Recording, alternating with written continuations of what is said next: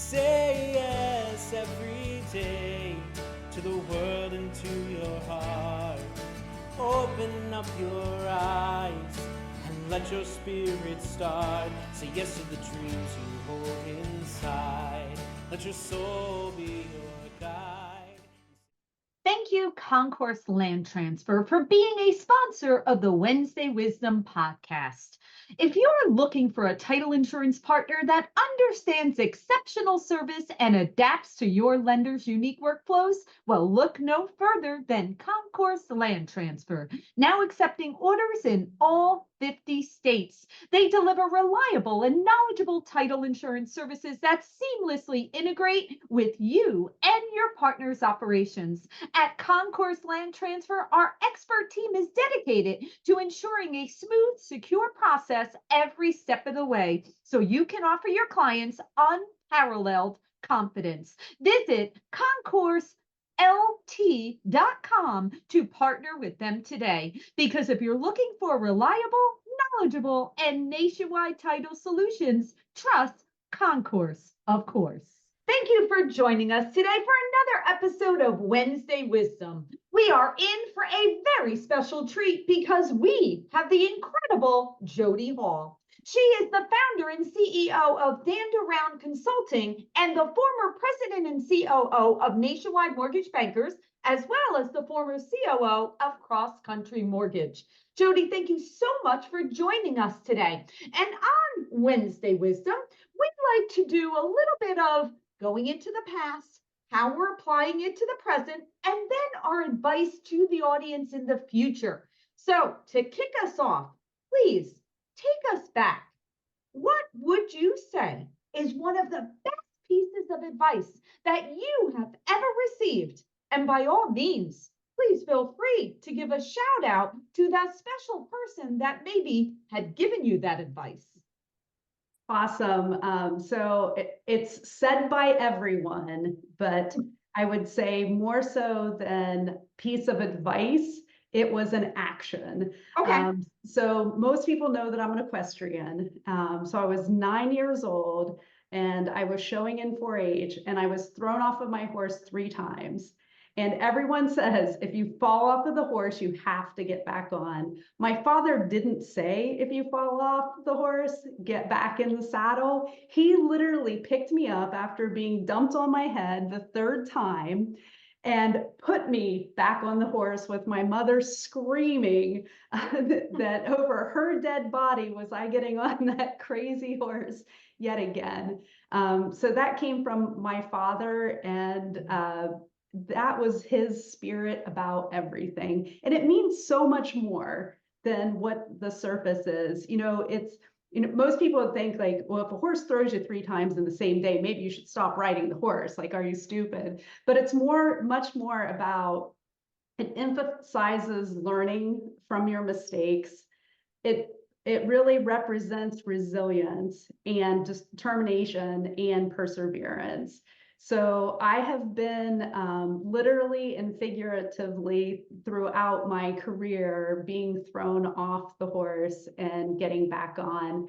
And it really has shaped who I am. And it's also really about being an entrepreneur and, having to do the things, not being fearful, because that fear that can be instilled in you, it shakes your confidence. And so is definitely the best, shortest piece of advice. And my most recent fall was Christmas Eve. And it was nights in Ohio. It was very rare that we go out on a trail ride and I have a new horse. And it was completely rider air. She hates water. She usually jumps the creek. And on Christmas Eve, she decided that she was going to walk into the creek. So I kind of relaxed, and then she jumped on the side of a hill and I fell off. But what that taught me was, hey, even though I'm older and I don't have as much confidence and I have a little more fear than I did when I was young, it still didn't hurt so bad that I couldn't get right back on. Wow. Well, you said so much in that, right? There's so many things I want to ask you questions about there. And what a great lesson, right? And literally you experience when you fall off, get back up and get back in the saddle. I mean, most of the time we just think of that as an expression, but you literally experienced that many times as recent as this past Christmas Eve. So, you know, when I think about the mortgage industry, right, I think we all are continually getting back up on that horse, right? We're constantly being thrown off. We're constantly having to understand how to adjust, right? How to position ourselves.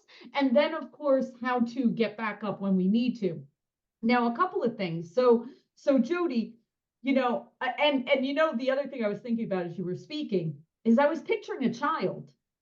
When you think of a little one, they fall down as they're learning to walk. They fall down as they're riding their bike. When they're, you know, the other day, me and my husband were out and there was a young girl learning how to rollerblade. And we literally watched this girl fall forward. She went completely forward and put her hands down to stop herself. And she literally just went like that and got back up and started rollerblading again. Didn't even give it a second thought. So I'd love to ask you, as adults, right? As mortgage and real estate professionals, I think to your point, you know, when we said the more wisdom we gain, right? Meaning the older we are, I think the fear gets more, right? There's so much more to lose. There's so many more requirements that people were taking care of and things that, you know, we were having a conversation about, you know, our aging parents, you know, before we even had this conversation. You're in different cycles, right? At one point it's your little ones, then it's sending them to college. Then after that, it's aging parents, right? So at every stage, there is this level of fear that comes in. So I'd love to hear your advice. What is the advice for people out there that at moments you're kind of frozen in fear of how do you get past that and back up on that horse? Right, absolutely. So I often think that people are paralyzed by fear. And I also think that you have to put your thoughts into action. I have seen so much and have been watching social media about the market this, the market that. And there are only so many things that you can control. And what you can control is the way in which you react to failure, the way you react to poor markets, the way you react to any type of adversity is something that you have to be very purposeful in, realizing that if you can either be paralyzed and do nothing and your outcome is going to be nothing, or you can be fearless and you can push forward and try to learn and to stay in motion. Because if you don't stay in motion and you're paralyzed by that fear, you're done. Your career's done. You're riding your horse is done.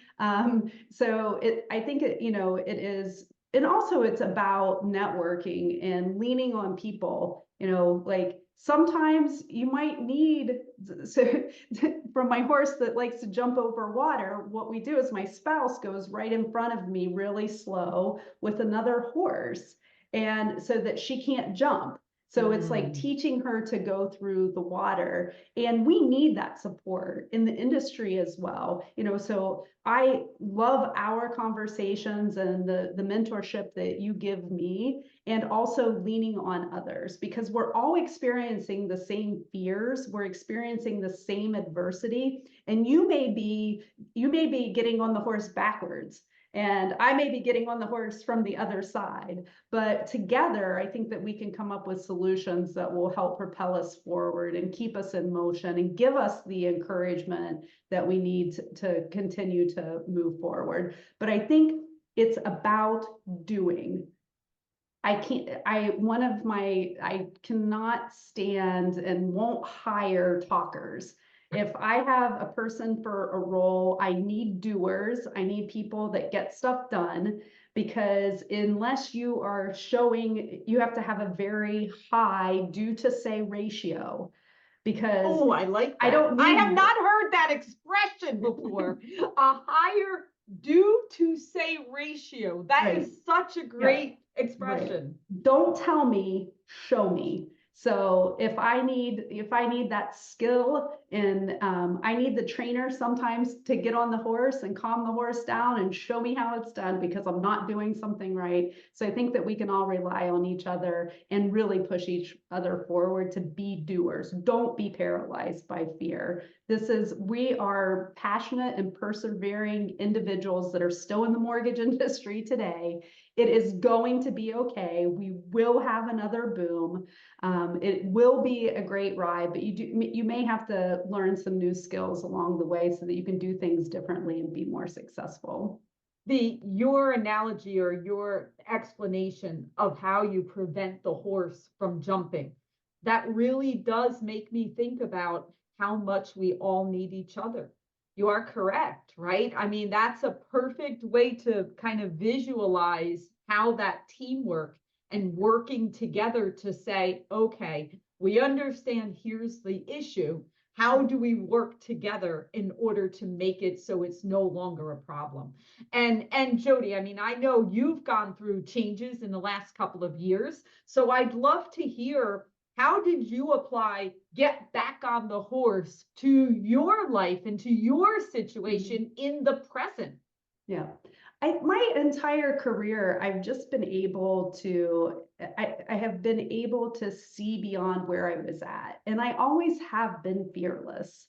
You know, I work with high school students and I talk about, because I come from a very small community that is extremely underserved. And in the high school students, they want to do what their parents did and they don't see a way out. So we talk about being fearless, and you can always go home, right? So no matter what happens in your career, I even talked about an article that you did about falling down the corporate ladder and hitting my chin on every rung of the ladder. And, there's times you want to quit, like it doesn't feel good. You bust your ego. And you really have to get back on the horse and you have to continue to move forward. But what I have learned over the years, every time that I have had what I felt was a failure, sometimes it wasn't failure, sometimes it was a learning opportunity. But no matter what I have decided, it doesn't feel good at the time when you feel like you fail, but I've always ended up better. Yeah. So being able to be fearless as a kid and, first jobs, being able to walk away, knowing you can always go back home and having that support and security from family, that's continued throughout my career. So I've always been in a position financially where I can be fearless. I can really take risk and try new things. And unfortunately, I get bored very easy. So it's not great for tenured at companies. But that's why you're an entrepreneur. Exactly. And what I have learned, from me leaving Cross Country Mortgage, me leaving Nationwide Mortgage Bankers, those were tremendous stepping stones in my career. I learned so much and being able to help those companies grow and working with leaders who allowed me to be me and realizing that I am fearless and I am going to take risks and chances, and allowing me to be who I am allowed me to learn what my passion is. Right. And my passion, so I was doing a job and I loved my career, but now I have the opportunity to take that further, which is playing a small piece and revolutionizing the way that mortgages are done. And I can't do that at a lender. Right. You still can only impact the people that are there. Well, now it's a bigger mission, right? Right. And so now in my work, I get to touch so much more and have the opportunity to see much more and, play a role in truly revolutionizing the way that mortgages are done, and the time is right. So that fearlessness has carried through. And as I get older, the fear grows, but I also feel comfortable enough that I can do my thing and I can still be successful. And I feel so much more rewarded because now I'm living my passion. And that's all you can ask for. When you just said, about hitting your chin on that corporate ladder. You know, you're giving really good visuals here. I'm loving these visuals because as you're speaking, I'm seeing it in my mind. So thank you for being a great storyteller. That's fabulous. And I'm picturing of the thing with the chin going down the corporate ladder, up and down, right? It's kind of like you go up and then maybe you come down and you hit the chin. Yep. At the end of the day, Jodi, at the end of our days in the mortgage industry, the little details in between really doesn't matter. What matters is the big scope of what you said, of how many people were positively affected by the teams you led, by the technology you implemented, by the operational efficiencies you brought to the innovation, to whatever that is. It's the big global, not the individual step by step of 2016 or 2024. That really doesn't matter. It's not the micro, it's the macro. So thank you for that. And I would describe you similar to me, because this is what people tell me, we're the visionaries. That's why we get bored. We get bored because we see a bigger picture. We kind of can see down into the future. And that's the reason why we're always the doers, because we're like, we got to keep going. We got to keep going because we see the future and everybody's going, whoa, it's like the whole pull it back. We're not down there yet. So the visionaries, thank you for being a visionary, for kind of charging and leading the way in the path in all that you do, because it is part of what is necessary in our industry. So thank you for that. And Jodi, great, great, great insights. And I'd love for you to wrap us up with providing to our audience, what is your piece of advice that you would like to share with everyone listening today? Yeah, absolutely. So just like falling off the horse, resilience is learned. And you have to be able to control how you think and how you react to the situations that you are confronted with. Don't just stand on the ground, doom scrolling through your LinkedIn page, or doom scrolling through your head of everything that could go wrong. Figure out what went wrong and quickly react. The longer that you stand on the ground staring at the horse, the fear will mount to the point that you do not grow. You just need to take a deep breath, brush yourself off, put your hat back on, make sure it's on tight, and left foot in the stirrup, throw your right leg over, gather your thoughts, and back on the trail you go. And we have to do the same thing in mortgages as we do with getting back on the horse. And I think that if anybody is struggling with getting back on the horse because they've been knocked down, I hope that they reach out to one of us, because I can tell you stories of failure that will make you laugh, will make you cry, might make me cry. But definitely there is a path to success, and it's all about momentum forward and just keep on going. Well, Jodi, if you ever write a book, I can already visualize the cover of it. And all the analogies and stories that go along, because you really did share this in such a wonderful format, because I was able to follow along and see the correlation between the mortgage industry and getting back up on that horse. And even to the point of, brush yourself off, straighten your hat, you put on your helmet, make sure you're ready for the bumpy ride, right?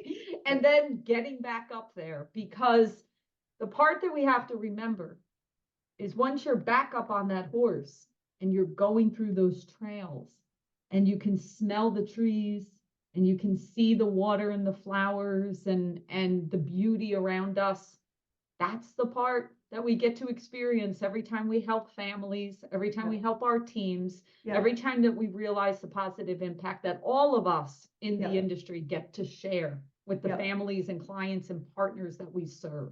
Yeah. And to your point, most people, no one saw me fall off the horse, right? And most people don't remember your failures in your career as long as you get back to where you want to go. But those failures make this so much sweeter. Exactly.